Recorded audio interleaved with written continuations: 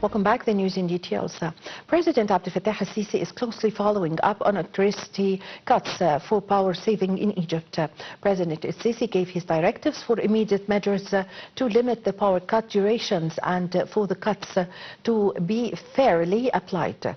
The head of state also directed to concrete and concentrate efforts to end the crisis as soon as possible. Prime Minister Dr. Mustafa Madbouli held a press conference over electricity cuts in Egypt on Tuesday. Madbouli said the government was concerned about the Egyptian families suffering from power cuts. He also said temperatures rose during the past days, which led to an increase in power consumption, adding that 36 gigawatts of electricity had been consumed until Monday. The Prime Minister also noted that a technical electricity failure at a neighboring country that supplies the regional electricity network impacted Egypt. He said the coordination with the concerned ministers took place to lay out an exceptional plan for the summer to avoid power cuts. The Premier also promised that power cuts would stop by third week of July. Minister of Parliamentary Council Affairs, Councillor Ala Fuad Eldin, asserted that the government pledges before the Parliament that from the 1st of July the electricity power outage would be reduced as soon as possible.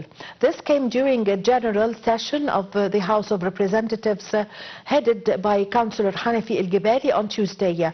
During the session, a number of representatives also delivered urgent statements concerning the power outage in which they urged the government to provide an alternative plan.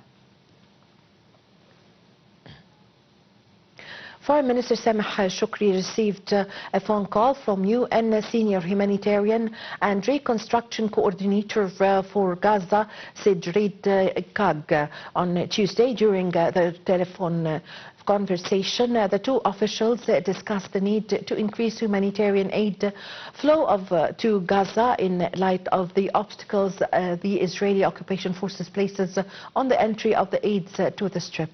Shoukry also expressed Egypt's rejection of some elements' seizure of humanitarian aid being brought into the Palestinian Rafah, as well as the Israeli side's lack of commitment to protect it and ensure that it reaches the Palestinians.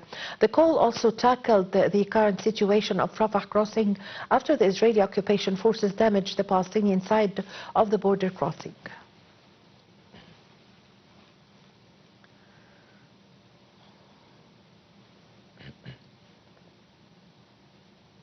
Egypt have refuted media reports of a phone call between the foreign ministers of Egypt and the United States over to arrangements to register patients and students who want to exit Gaza. The Foreign Ministry's spokesman described the report as baseless. The spokesman also added that neither such communication nor any arrangements were underway.